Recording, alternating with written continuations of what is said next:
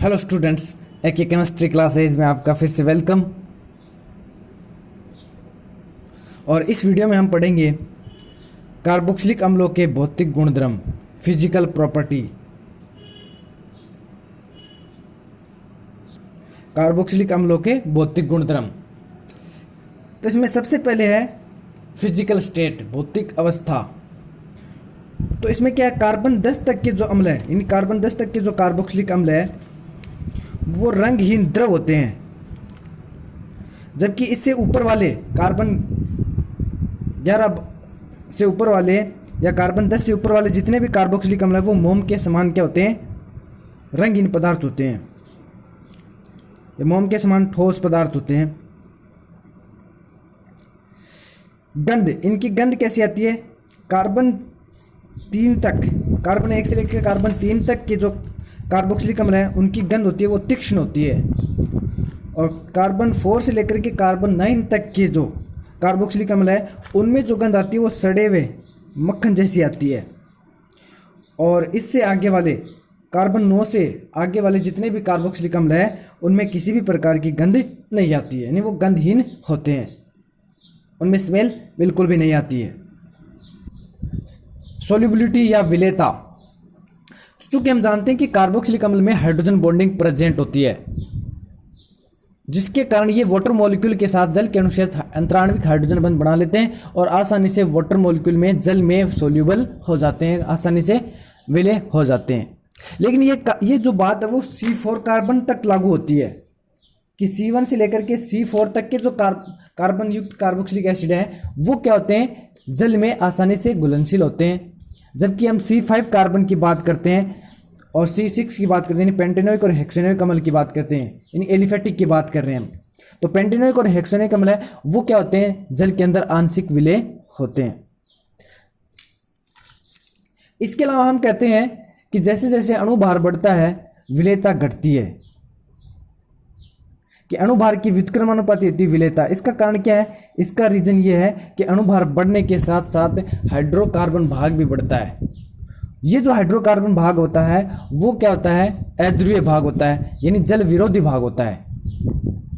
जो कार्बोक्सिलिक समूह है जो कि जल स्नेही भाग होता है उसको जल के साथ उसकी स्नेहता को कम करता है, यानी उसकी जो ध्रुवीय प्रकृति है या उसके ध्रुवीय प्रभाव की तीव्रता को वो क्या कर देते हैं, कम कर देते हैं। हाइड्रोकार्बन भाग जो अध्रुवीय होने के कारण है, इसके जो ध्रुवीय भाग यानी कार्बोक्सिलिक समूह की जो ध्रुवीय प्रभाव है उसको कम करता है, जिससे इनकी जल में विलेयता घटने लगती है।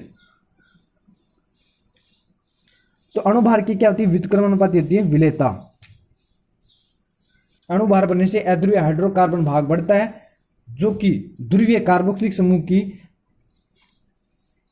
जल के साथ हाइड्रोजन बॉन्ड बनाने की प्रवृत्ति को कम करता है, जिससे कार्बोक्सिलिक अम्ल है उसकी जल में विलेयता कम होती चली जाती है। लेकिन हम बात करते हैं सभी प्रकार के एल्कोनिक अम्ल, सभी प्रकार के जो कार्बोक्सिलिक अम्ल है वो कार्बनिक विलायकों में, कार्बनिक विलायकों जैसे एथेनॉल है,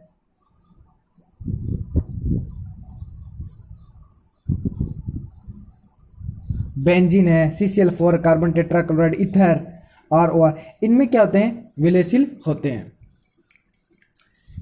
ये हाइड्रोजन बॉन्डिंग, ये RC डबल बॉन्ड OH, ये कार्बोक्सिलिक समूह है, ये इतना क्या है,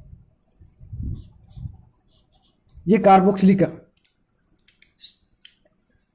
अम्ल अणु है, और ये HOH ये हाइड्रोजन वाटर मॉलिक्यूल है। तो यहाँ क्या होगा, इसका C डबल बॉन्ड O, इसमें क्या होता है कि इसकी जो रेजोनेंस स्ट्रक्चर के थ्रू इस ऑक्सीजन पे नेगेटिव आता है, तो ये नेगेटिव भी इस ऑक्सीजन के साथ हाइड्रोजन बना सकता है, और ये OH का हाइड्रोजन एटम है वो जल के ऑक्सीजन एटम के साथ यहाँ क्या बना सकता है, हाइड्रोजन बॉन्ड बना सकता है। इन अंतराणविक हाइड्रोजन प्रेजेंट होने के कारण, उपस्थित होने के कारण कार्बोक्सिलिक अम्ल जल में क्या होते हैं, विलय होते हैं। अब इसके जो फिजिकल प्रॉपर्टी है 4th नंबर, हम क्वथनांक की बात करते हैं इसके। तो क्वथनांक क्या होता है, क्वथनांक का मतलब बॉयल, गर्म करना। तो ये हम बात पहले ही कर चुके हैं कि कार्बोक्सिलिक अम्ल के अणुओं में अंतराणविक हाइड्रोजन बंध पाया जाता है। ठीक है, एक कार्बोक्सिलिक अम्ल दूसरे कार्बोक्सिलिक अम्ल के साथ अंतराण्विक हाइड्रोजन बंध के द्वारा जुड़ा रहता है। यह हाइड्रोजन बंध प्रेजेंट होने के कारण इनके जो क्वथनांक है, इनके समान अणुभार वाले एल्केन है, ईथर है, एल्डिहाइड, एल्कोहल, इनसे क्या होते हैं, उच्च होते हैं। तो क्वथनांक एल्केन से एल्केन लगभग, एल्केन का जो क्वथनांक होता है लगभग ईथर के बराबर होता है। ईथर से ज्यादा क्या होता है, एल्डिहाइड का। क्यों? क्योंकि एल्डिहाइड की ध्रुवीय प्रकृति ईथर की तुलना में थोड़ी सी क्या होती है, ज्यादा होती है, जिससे जो अट्रैक्शन है, फोर्स ऑफ अट्रैक्शन यानी आकर्षण बल है, एल्डिहाइड में ईथर की तुलना में थोड़ा सा क्या होता है, ज्यादा होता है। और एल्डिहाइड से ज्यादा जो क्वथनांक होगा वो एल्कोहल का होगा। क्यों? क्योंकि एल्डिहाइड में सिर्फ ध्रुवीय आकर्षण बल ही है, जबकि एल्कोहल में हाइड्रोजन बंध भी है। तो इस हाइड्रोजन बंध है वो ध्रुवीय आकर्षण बल की तुलना में ज्यादा मजबूत होता है, ज्यादा प्रबल होता है, इसलिए एल्कोहल का क्वथनांक ज्यादा हो जाएगा। और एल्कोहल की तुलना में कार्बोक्सिलिक अम्ल का हो जाएगा। क्यों? क्योंकि कार्बोक्सिलिक अम्ल में जो अंतराण्विक हाइड्रोजन बंध है वो एल्कोहल की तुलना में भी स्ट्रॉन्ग है।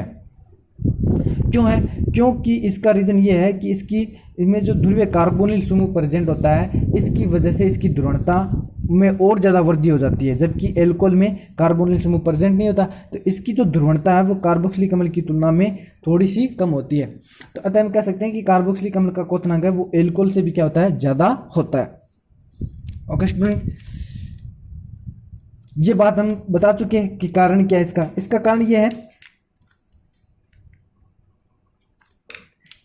कि कार्बोक्सिलिक अम्ल में OH बंध के पास कार्बोनिल समूह प्रेजेंट होता है, जो अम्ल के OH बंध को अधिक ध्रुवित करता है। ठीक है, कि कार्बोक्सिलिक अम्ल में क्या होता है, जो ये कार्बोक्सिलिक अम्ल RC डबल बॉन्ड OH, तो OH के पास क्या कार्बोनिल समूह ये प्रेजेंट है। ये कार्बोनिल समूह है, इस OH बंध को और भी ज़्यादा क्या करता है, इसको और भी ज़्यादा ध्रुवित करता है, जिससे क्या होता है, हाइड्रोजन बॉन्डिंग बनाने की जो कैपेसिटी है वो इनकी क्या हो जाती है, और भी ज़्यादा हो जाती है। और ये जो इसमें क्या होता है कि अधिक ध्रुवणता के कारण इस ऑक्सीजन पे क्या आ जाता है, नेगेटिव आ जाता है। ऑक्सीजन परमाणु पर क्या, कार्बोनिल समूह के ऑक्सीजन पर क्या आ जाता है, ऋणावेश आ जाता है। इस पे क्या आ जाता है, ऋणावेश। ये ऋणावेश है वाटर या अन्य कार्बोक्सिलिक अम्ल के हाइड्रोजन के साथ क्या बना सकता है, अंतराण्विक हाइड्रोजन बंध आसानी से बना लेते हैं। अतः जिससे क्या होता है कि एक द्विलक संरचना डाइमर बनती है। इस डाइमर के कारण ही द्विलक संरचना बनती है। इस कारण ये न सिर्फ ठोस द्रव बल्कि वाष्प अवस्था में भी क्या है, अम्ल के अणु है वो क्या रहते हैं, संगुणित रहते हैं, पास पास रहते हैं। ठीक है, इस द्विलक संरचना के कारण ही इसका जो अणुसंख्यक गुणधर्म से पता किया गया, तो इसका जो अणुभार है वो 120 प्राप्त होता है। जबकि एसिटिक अम्ल की हम बात करते हैं तो एसिटिक अम्ल का जो वास्तविक अणुभार वो कितना होता है, 60 होता है। लेकिन द्विलक प्रेजेंट होने के कारण, ये डाइमर प्रेजेंट होने के कारण क्या होता है, इसका जो अणुसंख्यक गुणधर्म से अणुभार पता करते हैं तो 120 प्राप्त होता है। तो ये डाइमर कैसे बनता है कि ये जो एसिटिक अम्ल CH3C डबल बॉन्ड OH, इसमें क्या कार्बोनिल समूह प्रेजेंट है। इस कार्बोनिल समूह में ये क्या करता है, उस बंध को और भी दूरित करता है, जिससे ऑक्सीजन पे क्या जाता है, नेगेटिव आ जाता है। रेजोनेंस के थ्रू इस ऑक्सीजन पे क्या आएगा, नेगेटिव। ये नेगेटिव ऑक्सीजन एटम है कार्बोक्सिलिक अम्ल के दूसरे हाइड्रोजन के साथ, ये कार्बोक्सिलिक अम्ल का दूसरा क्या है, हाइड्रोजन है, इसके साथ भी क्या बना लेता है, अंतराण्विक हाइड्रोजन बॉन्ड बना लेता है।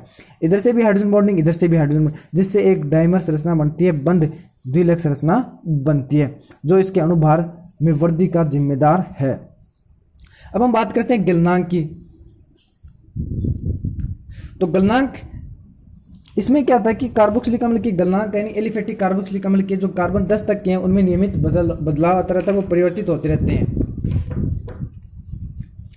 सम संख्या वाली जो कार्बोक्सिलिक अम्ल है उनका जो गलनांक है वो विषम की तुलना, विषम कार्बनयुक्त कार्बोक्सिलिक अम्ल तुलना में ज़्यादा होता है। इसका कारण ये है कि जब क्रिस्टल एक्स किरण विवर्तन से पता चला यानी अध्ययन किया गया, तो जो सम संख्या वाले कार्बोक्सिलिक अम्ल है उनमें जो सिरे का कार्बोक्सिलिक समूह और मेथिल समूह है वो कहाँ होते हैं, विपरीत दिशा में होते हैं। कहाँ होते हैं, विपरीत दिशा में।